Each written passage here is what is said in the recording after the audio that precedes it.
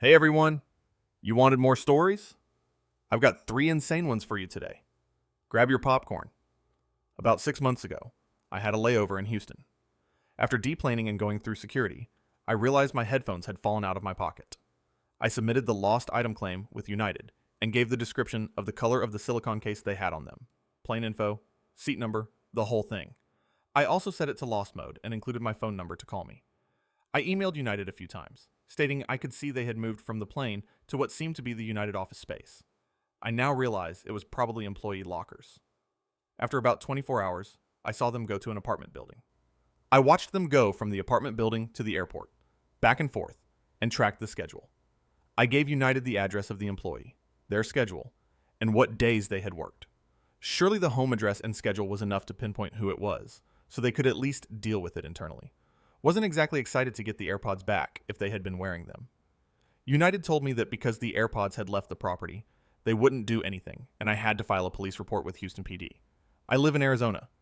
They closed my claim. I use Find My a lot for various AirTags and things. So, for the last few months, whenever I see my lost headphones with the earbuds out, I hit play sound on the earbud and blast the wearer's ears out. I see them quickly go back into the case. If they would have called me when they found them, I happily would have sent them a reward, even enough to buy their own basic pair. I understand they are expensive, and not everyone can swing a pair.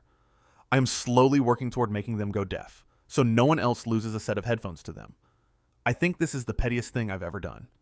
Now, if you think that was bad, wait until you hear this one.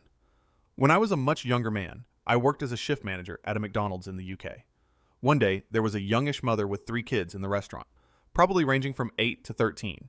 They were running riot, which was annoying but fine.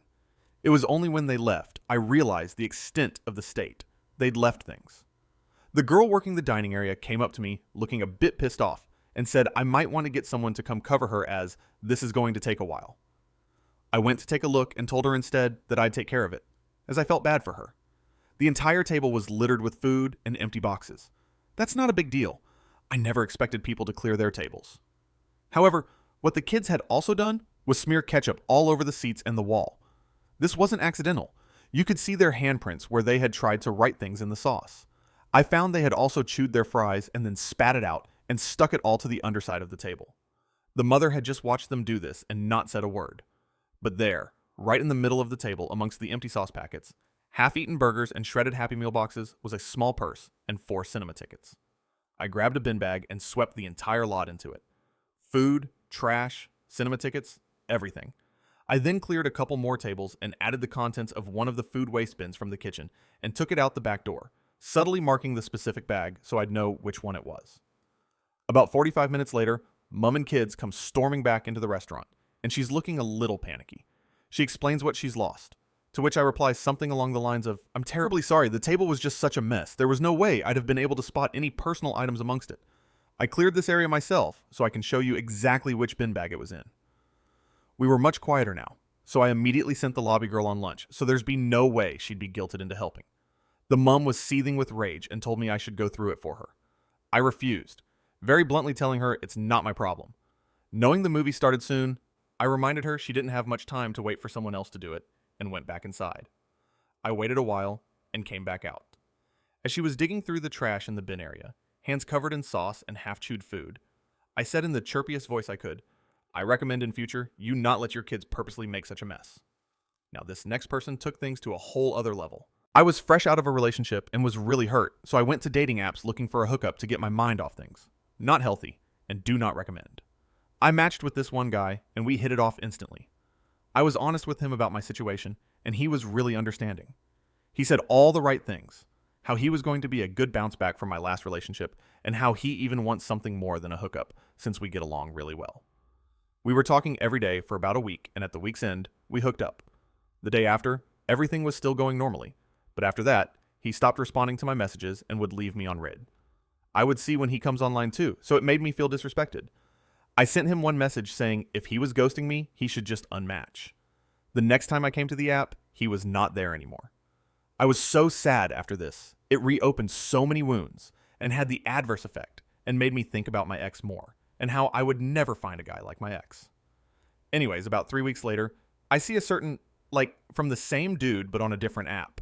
I actually saw him on another dating site as well a week after. And I sent a like because I was desperate and confused, but he didn't send one back even though he viewed my profile. At this time, I was healed up a little and no longer as desperate, so I wanted to play with him a little, and I liked him back. He immediately messaged back saying he was really sorry, blah blah blah. I know he was horny again and thought I was easy. Anyways, we start talking again, more deeply than before.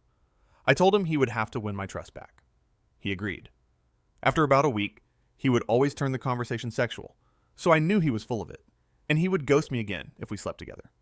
I decided to give in and tell him to come over on Saturday. This was during heaviest snow day, and it was really cold outside. I told him to come to my apartment building at 1 a.m. because I don't want my roommates to be awake. The day and time comes, and he texts me that he's here. After about 5 minutes, he texts again. After another 5, he texts again. I keep on leaving him on read, since the app lets you know when someone has read your message. He tries calling on the app, but I ignore him. I see him typing, and I immediately unmatch. After about 30 minutes, I look through my window and see him practically running away, since it was so cold outside. I made him come at 1 a.m. because I knew no one would be coming into the apartment then to let him in. He probably doesn't care, and was using me anyways. But I'm happy I stood up for myself, even just a little bit. That's a wrap. If any of these stories had your jaw on the floor, hit subscribe so you don't miss the next batch. See you soon.